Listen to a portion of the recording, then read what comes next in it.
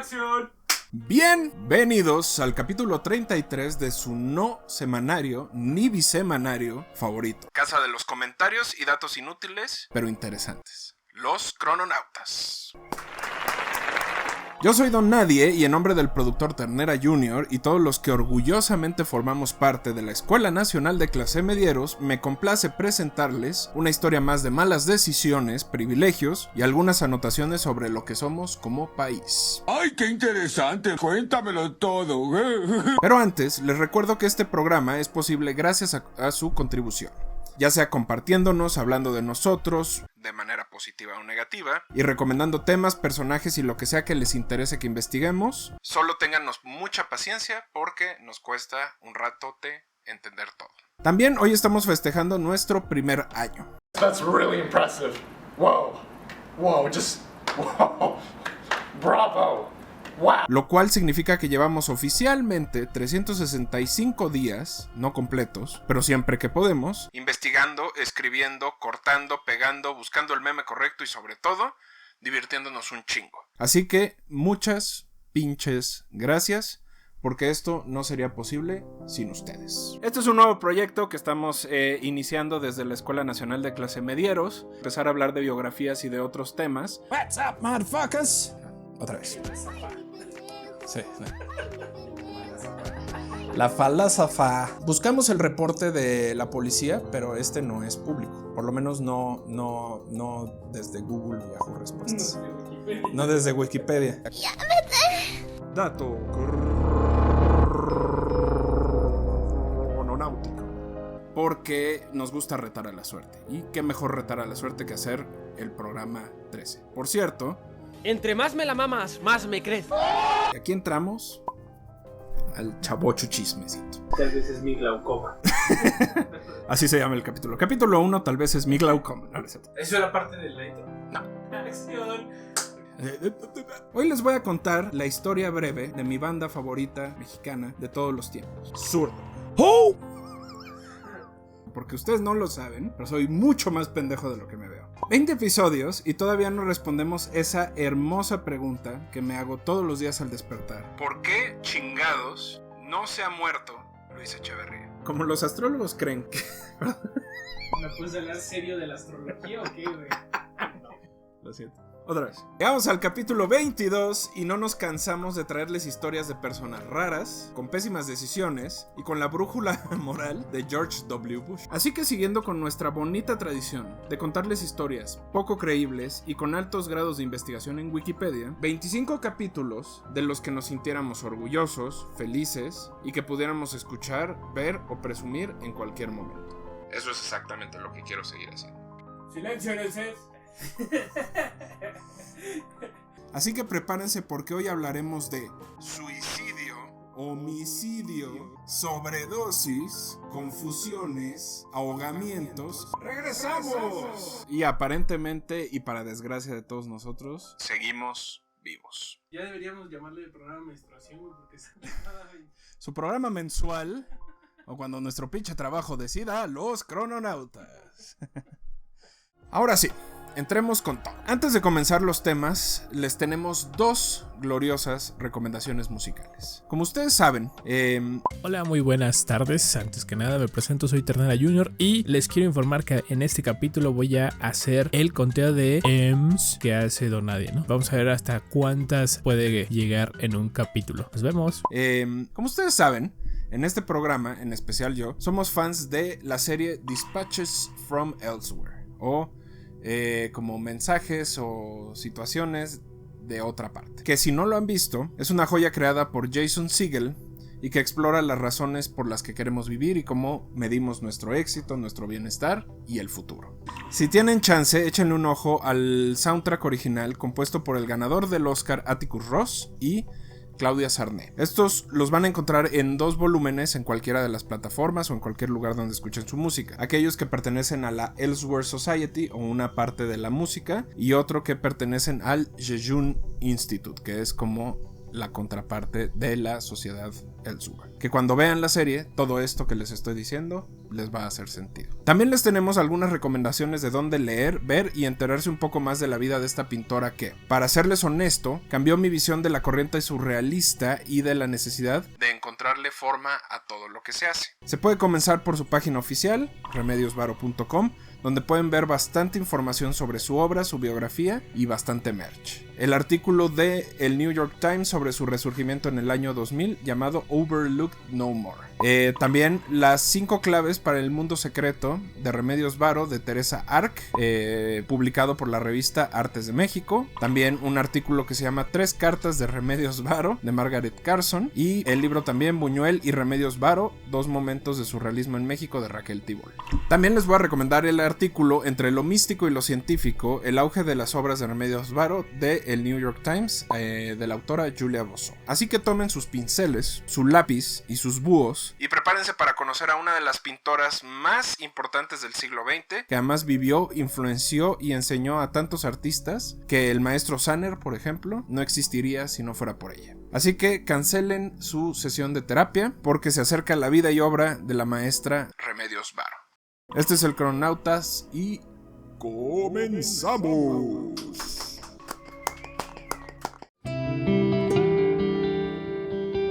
Crononautas.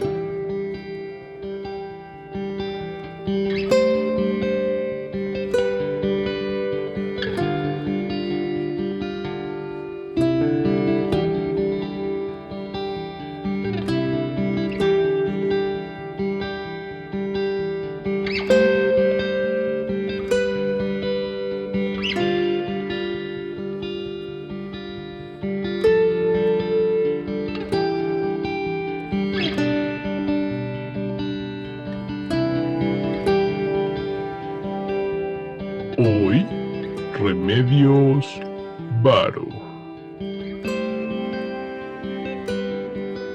Capítulo 1. Entre espíritus. Hay algo que deben de saber si no han visto o escuchado nuestros capítulos anteriores. El principio del siglo XX era una especie de mezcla entre modernidad y misticismo. Gracias, Pai. ¿Qué quiere decir esto? Que aunque el mundo se desarrollaba a pasos agigantados como consecuencia de la industrialización, a esos pasos agigantados, como consecuencia de la industrialización, las personas seguían buscando las razones para entender y seguir viviendo en el mundo. Es decir, teníamos las cosas, pero el fondo, el significado, el símbolo de las cosas no aparecía y nadie sabía por dónde encontrarlo. Entre las corrientes más comunes estaba el espiritismo, que como hemos mencionado en otros capítulos, partía de la creencia de que era a través de las personas que ya habían muerto y que habitaban en otro plano que los seres humanos podríamos obtener respuestas. Sobra decir que en esta búsqueda de creencias también nacieron filosofías económicas y políticas que marcaron sustancialmente la historia y el curso del siglo XX. Ejemplos como el comunismo, el socialismo, el nazismo, el capitalismo y en general cualquier ismo son muestra de cómo este desarrollo y estas formas de pensar plagaban la vida humana. Les cuento esto porque es fundamental para entender a este gran personaje. Mucho de lo que ella y sus contemporáneos mantenían como estilo era también una forma de ver e interpretar el mundo, su conexión con los astros y sobre todo su relación con ella misma como individuo. Y no nos lo tomemos tan a la ligera. Si ahora podemos confiar en el método científico es porque antes se plantearon todas las versiones posibles del mundo. Si ahorita podemos hablar de múltiples realidades es porque ya los espiritistas hablaban de diferentes realidades en el universo. También era, y esto es una parte muy importante de su personalidad, confrontar a su padre y su formación. Pero vamos por partes. María de los Remedios Alicia, Rodriga Varo y Uranga. ¿Qué? Nació el 16 de diciembre de 1908 en Agnes, Cataluña. Su madre, vasca de origen, y su padre, andaluz, representan algo que, aunque común en esa época, no era tan visto o no era tan evidente. Dos personas de diferentes orígenes étnicos que se juntaban y formaban una familia. Pero sus padres no eran el común denominador de la población española de principios del siglo XX. Su padre, de hecho, era ingeniero hidráulico, pero estaba profundamente interesado en la filosofía y el conocimiento y se especializó en el esperanto. Y, como saben, se acerca un ruidoso, rítmico dato crononáutico, patrocinado por Cava y su disco del mismo nombre. Creada por L.L. Zamenhof, la lengua esperanto se creó como un intento de unificar idiomas para la Es que son muchas R's. Son muchas. ¡Tú puedes, Bruce! ¡Tú puedes, Bruce! ¡Tienes que hacerlo! ¡Vamos, Bruce! Creada por L.L. Zamenhof, la lengua esperanto se creó como un intento de unificar idiomas para la comprensión rápida entre las distintas personas. Basada en modulaciones vocales sencillas y conceptos aglutinadores como los ideogramas asiáticos, el esperanto busca construir un entendimiento lo suficientemente sencillo y claro para que todos tuvieran acceso a él y que el lenguaje dejara de ser un diferenciador de clase. Recordemos otra vez que los acentos, la forma de hablar, el tipo de complejidad de las palabras que decimos, determinan mucho del nivel de educación, y lo pongo entre comillas, que tenemos. Entonces lo que buscaba el esperanto era homologar la comunicación para que fuera lo suficientemente sencilla para que cualquier persona lo pudiera hablar y decir como se le diera la gana. La cosa es que en España, de hecho, a principios del siglo XX, era también parte, o el esperanto formaba parte de la corriente ideológica sindical anarquista o síndico-anarquista, y se convirtió en un símbolo para que los practicantes de la anarquía promovieran distintos mensajes y se comunicaran con distintas personas en distintas partes del mundo sin la necesidad de saber exactamente un idioma en específico. Con la llegada de Franco a España, el esperanto se convirtió en un lenguaje de resistencia y de hecho fue reconocido en el mundo occidental como sinónimo del comunismo, aunque en realidad nunca tuvo esa intención. Con los años se ha vuelto más bien una práctica artística, sobre todo concentrada en el occidente europeo. Por otro lado, regresando a Remedios Varo, su madre era extremadamente religiosa, tanto que decidió que uno de sus nombres fuera Remedios por la Virgen de los Remedios y un evento familiar que los marcó profundamente. Esta Virgen, para quienes no la conocen, no Remedios Varo, sino la Virgen de los Remedios, tiene una relevancia histórica para España muy similar a la aparición de la Virgen de Guadalupe en México. Remedios apareció en un pozo, en una punta, en un cerro. La Virgen. El punto es que la Virgen de los Remedios es identificada como una figura de apoyo de los españoles en la reconquista de España, de los moros y sobre todo de la fuerza del ejército español. De hecho, es considerada la santa patrona del ejército español. El caso de su hermana mayor es interesante, pero como toda familia de la época, la realidad de lo sucedido es ambigua. Lo que se puede asegurar es que este evento marcó considerablemente su forma de ver el mundo. Según Cristina Shelensky, antes de ver al nuevo ser como único, los padres pueden ponerlo en una posición equivocada en donde quieren que tome el lugar del otro. Y agrega que a veces los padres nunca se reponen de esto, dejando a la persona pensando en un ente que nunca conoció. Lo que es interesante de Remedios Varo es que cuando ustedes ven sus pinturas, muchas de sus protagonistas son mujeres muy parecidas a ella, pero también hay muchas presencias extrañas, amorfas, que ellos mismos reconocen como esta interpretación de lo que nunca conoció y lo que tenía que ver. Entonces puede que esto sea cierto. Algo que caracterizó a Remedios en su juventud e infancia fue que era extremadamente distanciada, alienada, solitaria, y que tomaba de otros niños e incluso de sus hermanos menores una distancia bastante grande. Pero no todo esto puede ser cargado a sus padres o al problema que tuvo con la muerte de su hermana, por lo menos no todo lo que la construye o todos los traumas que tiene. Por el trabajo del padre,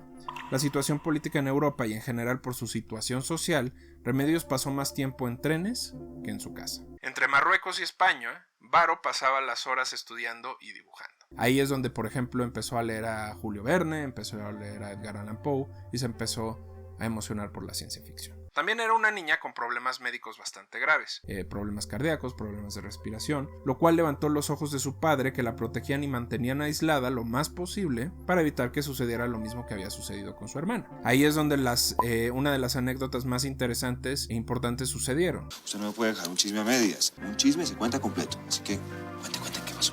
Su padre, libre pensador como era y promotor de la libertad de las mujeres, notó que Remedios tenía una afinidad por la pintura. Imagínense que en esa época decidir que tu hija iba a ser pintora es un paso así 150 años adelante. Entonces, como él era experto en dibujo técnico y le gustaba ver cómo su hija pintaba, la entretenía dejándole ejercicios que posteriormente se volverían una marca en su trabajo. Como se puede notar en varias de sus piezas, muchas de las líneas rectas, perspectivas de iluminación y otros elementos no son perfectos o no están así completamente derechos, pero cuando te enteras que fueron hechos a mano y sin ningún tipo de guía y sin ningún tipo de regla, te das cuenta que es impresionante. ¡Esta chica es increíble! Y esto es porque el padre le pedía que hiciera estas líneas mientras el tren iba avanzando, lo cual, imagínense, con el movimiento que había, era bastante complicado. Al regresar a España, se instalaron en Madrid y es ahí donde consiguió un poco de estabilidad. Al terminar su educación básica, su padre la alentó a seguir el camino de la pintura. Hay quienes dicen que él era el mismo,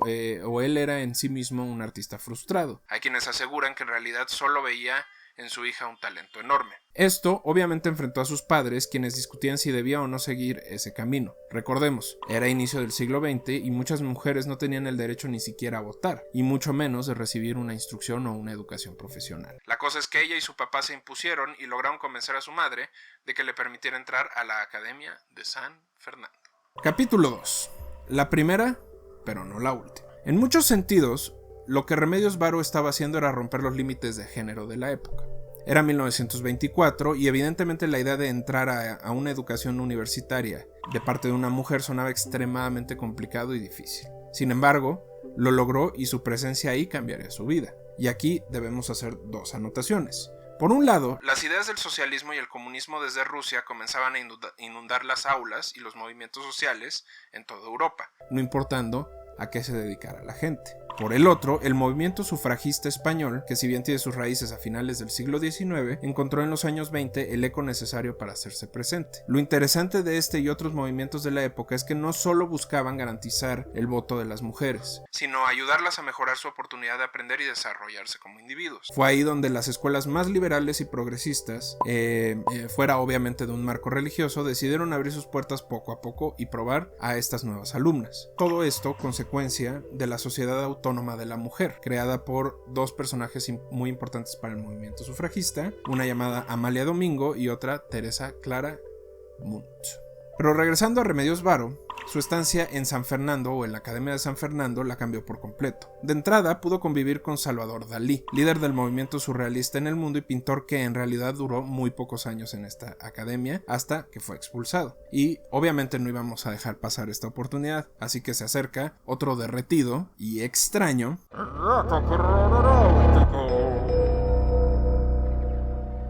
patrocinado por los plumones de fruta que huelen bien chido pero no saben tan bien. La historia de Dalí en San Fernando es la de toda su vida. Siendo un niño prodigio, su padre lo obliga a enlistarse en una academia con el único fin de garantizar que si no la armaba como pintor, por lo menos pudiera ser profesor. La cosa es que Dalí nunca creyó que no la iba a armar, y conforme se iba desarrollando, sentía que la escuela le quedaba chica. Igualmente, como buen joven de la época, consideraba que las autoridades de la escuela y del país eran completamente ineptos y debían de irse. Entre varias protestas, al mismo tiempo que se volvía uno de los pocos de su generación en exponer él solo, la escuela decide expulsarlo 2 veces. La primera por su actitud ante la visita del rey de aquel entonces, otra porque consideraba, o la segunda porque consideraba que los sinodales que le habían sido asignados no tenían la capacidad de entender lo que estaba proponiendo.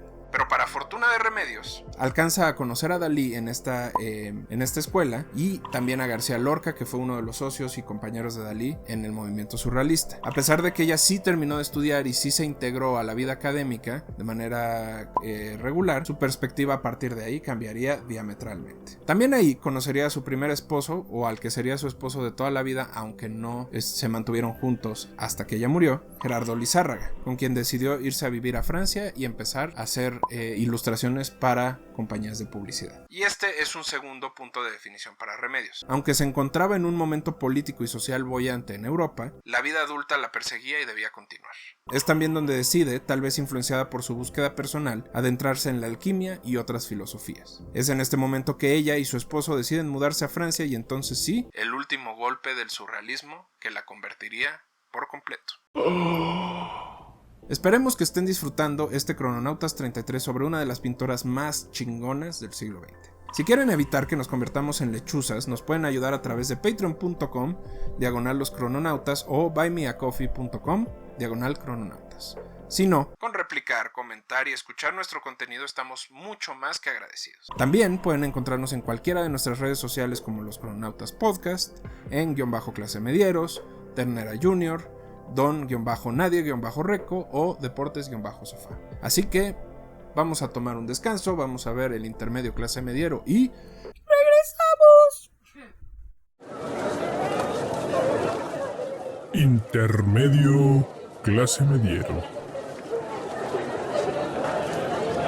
This is probably one of the craziest conspiracy theories that I have ever heard in my entire life. Everyone watching this right now, everybody you know, your parents, your family, your cousins, your aunts, your uncles, your friends, is actually dead. No one is alive. But how is that possible, right? If everybody can feel pain, everybody can theoretically jump in front of a moving train, they can pinch themselves, they can hit themselves, they can inflict pain on others. How is it that we are all dead? So there are two well-known and documented things that we know happens to us after we are proclaimed clinically dead, meaning after the heart has stopped beating, right? Number one being that your whole life flashes right before your eyes, and that's become cliche to say, right? You see it in movies, you see it in cartoons, you see it in novels and books, whatever. And number two being that your brain lives on for 7 whole minutes after you've been proclaimed dead. And in those 7 minutes, your brain is recreating memories in a dreamlike state. And as Einstein proclaimed, time is relative, right? So time moves completely different for you when you're dead versus when you're alive. So those 7 minutes for your brain after your death can vary anywhere from 7 minutes to 100 years, and it all feels real because you're living in a dreamlike state. And this theory claims that we all died in 2012 when the Mayans had predicted the end of the world, and we all collectively died instantly. And that now we are all experiencing life through a shared consciousness. And that's why there's the Mandela effect, because we're all trying to come together and recreate these memories as best as we can on a collective consciousness level. So some people will remember certain things as being a certain way, and others will remember things being another way. Nothing is real. No one is real. Everything is fake, including me.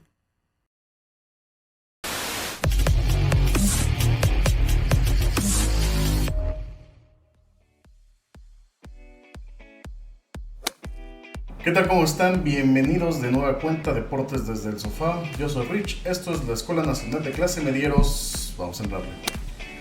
No vengo a explicarles tanto acerca del deporte o nada más. Vengo a mostrar algunos datos, algunas estadísticas o algo que ha dejado nada más un mes de la pretemporada de lo que es la NFL. Vamos a hablar y a mencionar algunos datos, estadísticas y cifras de lo que nos ha dejado y a ver qué pensamos al respecto. Consideremos que no estamos tan lejanos del término de la temporada 2021 con el Super Bowl siendo ganado por los Rams de Los Ángeles, y tampoco estamos tan cercanos del inicio de la pretemporada del partido del Salón de la Fama que tendremos en Las Vegas contra Jacksonville. Pero han pasado tantas cosas en este mes que vamos a tratar de enlistar todas rápido, sin meternos tanto, pero pues sí hay que considerarlo bastante. De inicio, y lo más sonado, bien o mal, son los 41 días que pasó retirado Tom Brady. Aparentemente no le gustó quedarse en casa y que Giselle le diera órdenes o sus hijos lo molestaran. Entonces está de regreso, por eso se decía que los Buccaneers no habían buscado algún quarterback. Seguramente ya tenían algo de información al respecto. Nada más el mes de marzo tuvimos el movimiento de Russell Wilson a Denver, de Carson Wentz a los nuevos Commanders, de Khalil Mack a Los Angeles Chargers, a Mari Cooper a los Browns, Yannick Ngakoue, disculpen si lo pronuncio mal, a Indianapolis, Devante Adams a los Raiders, Deshaun Watson a los Browns también, Matt Ryan a los Colts y Tyreek Hill a los Dolphins. Nada más mencionar a estos jugadores. Tenemos 39 Pro Bowls combinados que fueron canjeados en solo 16 días. Imagínense la importancia del mes que hemos tenido con esas cifras. Después, la firma de agentes libres que hemos visto, brutal. Aquí entra mi queja usual y de siempre. No tendríamos que estarle pagando, no tendríamos yo como si realmente yo pusiera dinero. No se le tendría que estar pagando a los jugadores tanto. Es una monserga, es una babosada, es una pendejada, es una tontería. Pero bueno. Von Miller firmó con los Bills 6 años, 120 millones de dólares. Mitch Trubisky, que por alguna razón sí quisieron contratarlo de nuevo en la liga, 2 años, 15 millones de dólares con los Steelers. Juju Schuster, que se la pasó lesionado esta temporada, así como Marquez Valdez-Scantling, también de los Packers, firmaron con Kansas City. Esto equilibra la salida de Tyreek Hill. Marcus Mariota firma con el equipo de sus amores, los Hawks de Atlanta, los Falcons de Atlanta, los Hawks de la NBA. Y Allen Robinson sale de Chicago para firmar por 3 años $46 millones con los Rams. También volteemos un poco y veamos las extensiones, porque al final de cuentas pues, son los 3 tipos de movimientos que podemos ver. Extensiones de contratos tuvimos de Max Crosby con los Raiders, me parece que son 4 años $99 millones. Michael Gallup con los Vaqueros, 5 años $58 millones. DeMarco Lawrence también con los Vaqueros, 3 años $40 millones. Matthew Stafford, el campeón con los Rams, firmó su extensión de 3 años con $129 millones. Y el quarterback mejor pagado de la liga, Aaron Rodgers, 3 años, alrededor de $150 millones. Claro está, Deshaun Watson tiene más dinero garantizado. Consideramos todo esto, considerando que Mitch Trubisky acaba de firmar, considerando que Baker Mayfield anda por ahí volando, porque pues, no creemos que realmente los Browns quieran quedárselo. Después de haber drafteado, o cambiado, mejor dicho, por Deshaun Watson, qué valor de los Browns. Vemos todo esto y Colin Kaepernick sigue sin equipo. Colin Kaepernick sigue tuiteando y tratando de llamar la atención a la gente de, oigan, vean, sigo entrenando. Y a la gente le vale pistola. Realmente creo que no creo volver a verlo en las filas de la NFL. Tal vez hizo algo más de lo que nos mostraron acerca de solo las protestas. Y si solo realmente son las protestas, pues ya sabemos que son muy cerrados en ese aspecto los dueños de la NFL. Volteamos a que no hay entrenadores de color y por eso se armó todo el escándalo con el ex entrenador de Miami, Brian Flores. Podemos esperar mucho de esta temporada, podemos esperar mucho de la liga. No voy a dar predicción alguna todavía, aunque fracase durísimo como fracasé con la NBA, pero podemos dar después, saber cómo se va armando ya los equipos, que falta, que no. Hay jugadores muy buenos que todavía están por extender su contrato o que todavía no lo extienden, y hay agentes libres bastante interesantes como Julio Jones, por ejemplo, que son veteranos pero pues todavía puede ser llamado y considerado. Pero bueno, espero haber puesto en perspectiva cómo va la liga. Si son fanáticos de esto, entenderán que sí fueron demasiados movimientos, bastante buenos, algunos no tanto, pero que sí hay que voltear a ver a muchos de los equipos. De la nada los Browns podrían consolidarse y ponerse ahí a intentar algo con esa combinación de Deshaun Watson y Amari Cooper. Hay otros equipos que se están reforzando, hay otros equipos que están entrando en reestructura, pero veremos qué depara esta nueva temporada. Recuerden que nos pueden encontrar en redes sociales, en Instagram y Twitter, @deportes_sofá, y en Facebook, facebook.com/deportes desde el sofá. Yo soy Rich, esto es la Escuela Nacional de Clase Medieros, su intermedio clase mediero de crononautas, Deportes desde el sofá.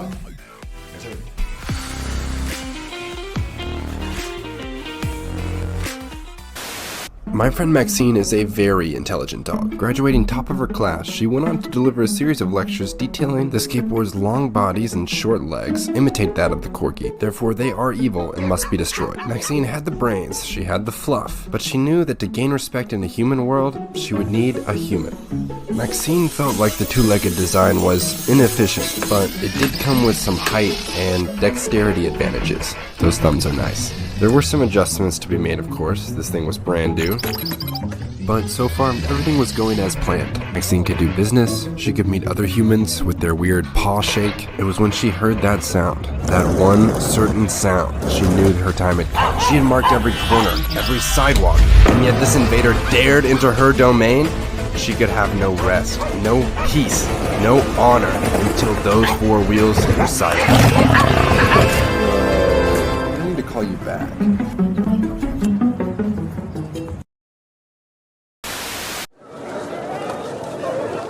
Fin del intermedio.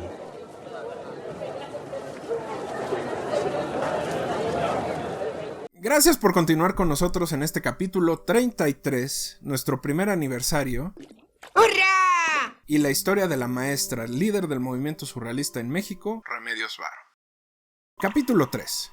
La Francia que no duró. El momento histórico en Europa era complicado. Por un lado venía saliendo de la Primera Guerra Mundial, pero por el otro los movimientos fascistas comenzaban a tomar el poder en distintos países. La Guerra Civil Española todavía no comenzaba a tope, pero la división entre republicanos y conservadores mantenía ciertas provincias en tensión y como resguardo de los progresistas y de los movimientos de izquierda. Esto llevó a Remedios Varo a regresar a España, pero vivir ahora en Barcelona, en donde en esos años, entre París y Barcelona, conoce a André Breton. Se reencuentra con Dalí y comienza a pintar, como ella misma diría, ahora sí, en serio. Mientras lograba hacerse de un nombre, trabajó para Walter Thompson como ilustradora de publicidad, pero al mismo tiempo conoció al grupo que posteriormente se conocería como los logicofobistas. Y, si nos conocen y saben cómo somos, se acerca un terroso y metafísico... Es que es el tercero, perdón.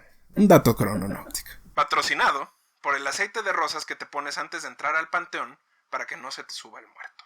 Los logicofobistas eran un grupo de artistas que mezclaban el espiritismo con el surrealismo. Su debut se dio en una exposición donde distintos artistas mostraron esta mezcla que en el fondo buscaba atacar los miedos naturales de la vida, pero en lugar de entenderlo a partir de la lógica lo hacían a través de la metafísica. Esto quiere decir que si tú veías una figura en la noche, en lugar de pensar a partir de, bueno, es la reflexión y la luz que se metió, más la combinación de tal, es un fantasma, ¿no? O es una presencia de otra dimensión. Esto le permitió a Remedios continuar con su búsqueda y construcción de la identidad que seguía ligada a su hermana y a lo que ella llamaba una especie como de sustitución que su padre y madre habían hecho de ella. Aunque su producción pictórica era muy baja, de hecho se pueden identificar 4 o 5 cuadros en esta época, su capacidad de absorber y entender el contexto le permitió abrazar el surrealismo como una estructura artística básica y continuar su camino dentro de la pintura. Es aquí donde conoce a su segundo amor, Benjamín Peret, con el que se muda después de que la Guerra Civil Española explotara y con quien se mantuvo hasta su llegada a México. Y es donde entonces empezó a generar mucha notoriedad y sus obras se expusieron en Tokio, en Ámsterdam, París y otros países. Pero la Segunda Guerra Mundial vino a cagar el palo. Capítulo 4. México y su último hogar. Llegó a México y con otros refugiados y artistas locales lograron establecer una comunidad sólida. Conoció a Frida Kahlo, conoció a Diego Rivera, conoció a David Alfaro Siqueiros, conoció músicos, actores, etc. Su primer contacto fue a través de una exposición que se organizó en los 40s, pero cuando la guerra explotó, ella y Peret decidieron refugiarse aquí de manera permanente. Leonora Carrington y Katy Horna se convirtieron en sus aliadas en México. Ambas tenían una historia similar a la de Remedios Varo y tenían esta historia de huir, de refugiadas, de personas con muchos problemas políticos en sus países de origen, pero sobre todo de encontrar espacios para desarrollar su arte. Si conocen a Leonora Carrington, también es una surrealista bastante fuerte, y Katy Horna es una fotógrafa, también surrealista, que era bastante chingona. Lo interesante de su estancia en México es su improbable éxito. Aunque todavía se dedicaba a ilustrar para publicidad, comenzó a pintar y desarrollarse mejor, sobre todo encontrar espacios de venta y exposición. Y aquí hay como una diversidad de lo que se piensa o lo que se sabe de ella. Hay quienes dicen que Remedios Varo nunca vendió sus obras al precio que debía, sino las vendía a quien sabía que las iba a apreciar. Entonces las vendía muy baratas porque lo que a ella le gustaba era el proceso de creación, no necesariamente la obra en sí misma. Hay otro grupo de personas que asegura que al contrario, que Remedios Varo se dio cuenta que teniendo pocas obras pero muy claramente definidas o con muchísima efectividad, iba a poder venderlas más caras. Entonces hay muchos trabajos que son estudios, que son estos predibujos, prebocetos de lo que estaba haciendo, pero las obras finales son también relativamente pocas. Tiene un completo como de 120, 130 obras en toda su vida, que es muy poco, considerando que hay autores que tienen mucho más. También decimos que fue improbable o que era improbable porque en aquella época en México la pintura costumbrista con tintes indigenistas, con tintes tradicionales, y el muralismo, que eran con tintes políticos y con tintes ideológicos, eran lo que dominaba el mercado y las galerías. Realizó vestuarios para Marc Chagall para la ópera Aleco y dibujó versiones microscópicas, no los dibujos eran a gran escala, pero hizo esquemas microscópicos de las moscas para el Instituto Científico Latinoamericano. Entre el 42 y el 63 pintó la mayoría de toda su obra. Los amantes, La despedida, Mujer saliendo del psicoanálisis, que son las más conocidas, ¿no? Es en estos años que se uniría con Walter Gruen, quien le dio la estabilidad económica suficiente para que ella se pudiera dedicar completamente a pintar, lo que le permitió también hacer exposiciones, viajar en diferentes momentos, pero sobre todo también comenzar a hacer influencia a otros lugares. Y es aquí donde conoce su última corriente de conocimiento y de filosofía de vida, el psicoanálisis. Para Varo, el psicoanálisis le dio las respuestas que la religión y la metafísica no pudieron. Y cuando decimos el psicoanálisis para Remedios Varo, hablamos más de Carl Jung que de Sigmund Freud. A partir de ahí, su relación con su pasado, con la idea de ser una hija sustituta, con los momentos fundamentales de la guerra e incluso con no tener a dónde llegar, cambiaron. México se volvió su patria y sus amigos se volvieron su familia, y esta idea de que era una persona sustituta o que venía a cubrir la falta de otra persona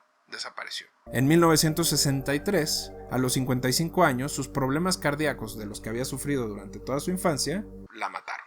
Al respecto, André Breton diría, fue muy pronto, que creo que eso es lo que se dice en todos los funerales, ¿no? Pero bueno, como lo dijo André Breton, su última pareja, Walter Gruen, se dedicó a catalogar y ordenar todo su trabajo, tanto aquel que se había hecho para materia comercial como el que se había hecho como obra de arte o como pieza de arte. En 1971, el Museo de Arte Moderno de México le hizo una retrospectiva que fue la más exitosa hasta ese entonces de cualquier artista mexicano o de origen mexicano o de raíz mexicana o del, como quieran decirlo, que viviera residente en México. Incluso le ganó a Clemente Orozco, a José Clemente Orozco y a David Alfaro Siqueiros. En el año 2000, el mismo Walter Gruen cedió los derechos de su obra al Museo de Arte Moderno de México, es decir, al gobierno mexicano.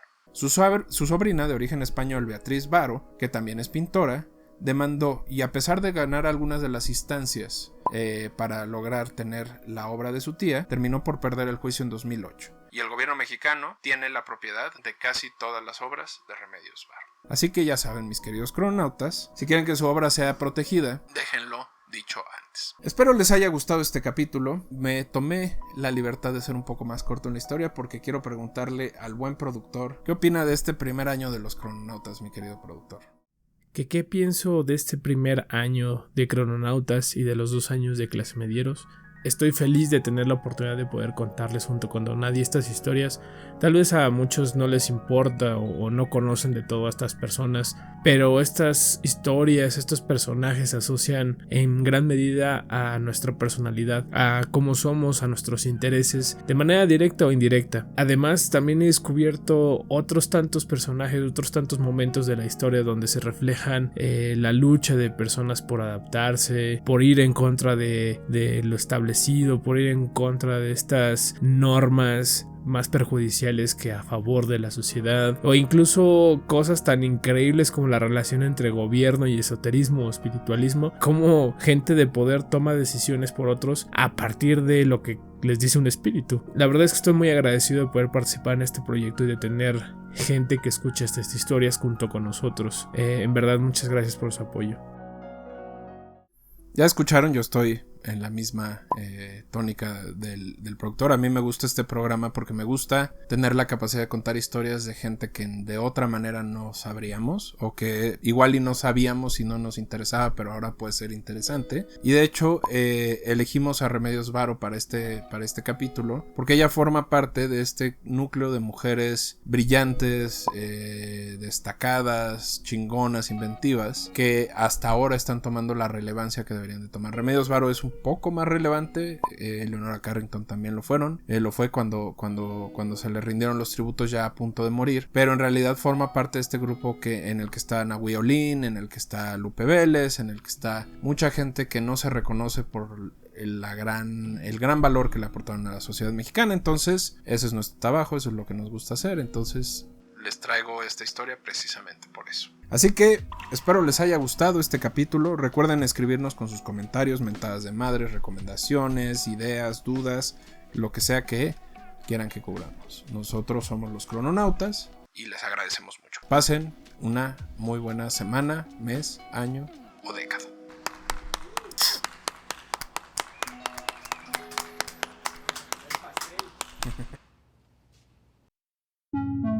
Crononautas.